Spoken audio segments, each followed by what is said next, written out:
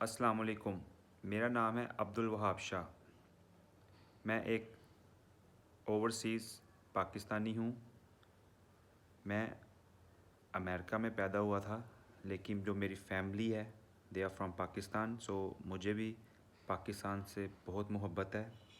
तो मैं पिछले 2 दिन से जो पाकिस्तान में हो रहा है, जिस किस्म के हालात पैदा किए जा रहे हैं, मैं फ़ेसबुक भी यूज़ करता हूँ, Instagram, all kind of social media पे मैं मौजूद हूँ।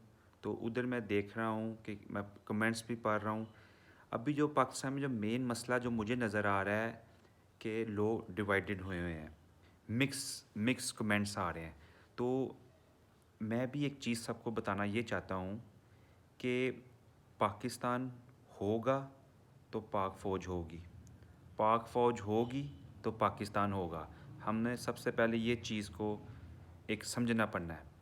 लड़ाई जो सियासी लड़ाई है वो तो परसों भी हो सकती है, अगले हफ्ते भी हो सकती है, उसमें कोई प्रॉब्लम नहीं है, वो होती रहेगी।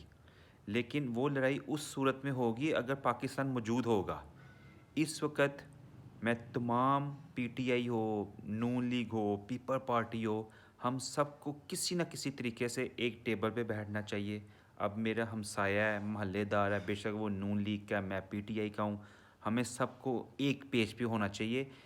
ये जो आजकल की 2025 की जंग है, ये सोशल मीडिया की जंग है, ये मीडिया की जंग है।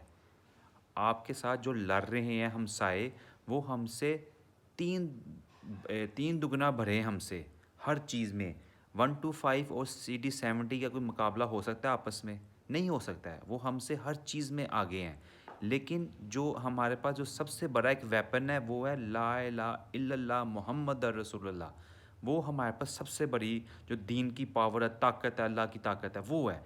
लेकिन अभी देखें वो हम पे लगातार गोलाबारी कर रहे हैं, और हम जैसे भी हैं पाकिस्तान डिफेंड कर रहा है। इतना भी आसान नहीं है कि वो सब कुछ हमारे साथ कर जाएं।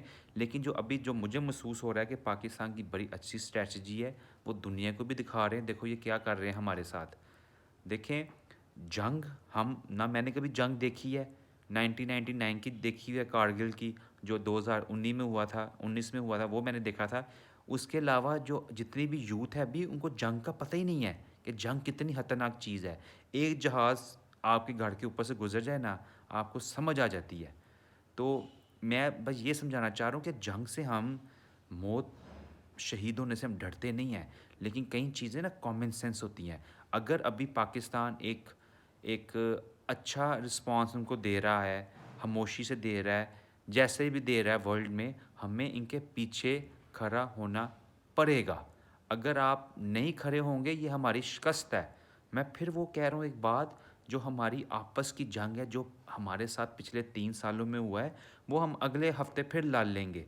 ये तो जंग जीत लें, ये जंग हम जीतेंगे तो वो चीज़ लड़ेंगे ना। अगर हम यहाँ ही हार गए तो वो भी ज़मीन में दफन हो जाएगी चीज़।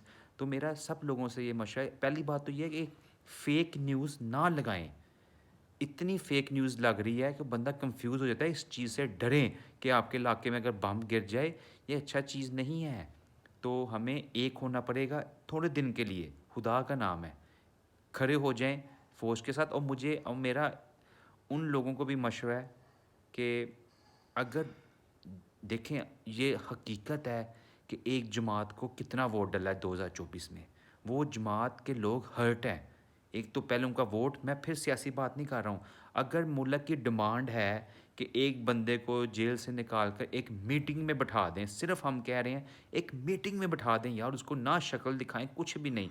अगर उससे अवाम के हौसला फ़ज़ाई होती है, अवाम का जज्बात, अवाम के इमोशनल ऊपर जाते हैं, ये किसको फ़ायदा होगा? पाक फ़ौज को फ़ायदा होगा, पाकिस्तान को फ़ायदा होगा। जो नेगेटिव कमेंट्स चल रहे हैं वो रुक जाएंगे इंशाल्लाह।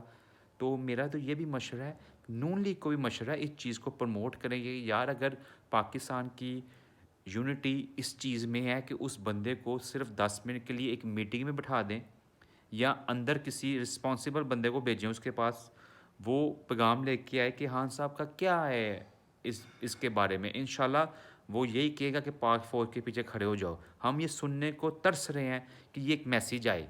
और जिन लोगों को प्रॉब्लम हो रही है, अगर वो कंफ्यूज हैं, क्योंकि आप सबको पता है कि जुल्म तो हुआ है लोगों के साथ, تو وہ ظلم کے لیے اوپر نا پٹی لگانی پڑے گی. اگر یہ خان صاحب کے اندر سے میسیج آ جاتا ہے اس میں کیا غلط ہے پاکستان کے لیے, پاکستان کا فائدہ ہوگا نا. میں آپ کو کہتا ہوں گلی گلی روڈ پہ لوگ نکلیں گے. تو یہی آپ میں دیکھو جیسے میں ایک امریکن سٹیزن ہوں, میں اوورسیز ہوں, میرے انڈین فرینڈز بھی ہیں, میں انڈیا میڈیا بھی دیکھتا ہوں. ادھر جنگ ہی یہ ہو رہی ہے کیونکہ اپنے ملک میں جنگ لگی ہوئی ہے. تو ہمیں یہ چیز کو توڑنا ہے اور سب نے مل کے جنگ لڑنی ہے, اور دعا کریں کہ رزلٹ اچھا آئے اور اپنی فوج پہ اعتماد کریں. ان کو پتہ ہے وہ کیا کر رہے ہیں. ہم لوگ حملہ کر دو حملہ کر دو حملہ کر دو اس طرح نہ کریں. Let them do it. ہمارا کام ہے صرف سپورٹ کرنا. میں آپ کو ایک بات بتاتا ہوں. قائد اعظم محمد علی جناح جب اسپیچ کرتے تھے نا 75% ان کی اسپیچ انگلش میں ہوتی تھی. تو ایک بوڑھا بندہ بیٹھا تھا, وہ تالیاں بجا رہا تھا.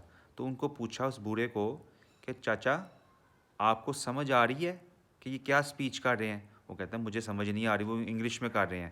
انہوں نے بولا کہ آپ پھر تالیاں کیوں بجا رہے ہیں؟ تو اس چاچے نے کہا مجھے اتنا پتہ ہے وہ جو کہہ رہا ہے سچ کہہ رہا ہے, تو اس لیے میں تالیاں بجا رہا ہوں. تو اسی کے ساتھ میں بس یہ پیغام ہے, تھوڑی دن کے لیے ایک ہو جائیں.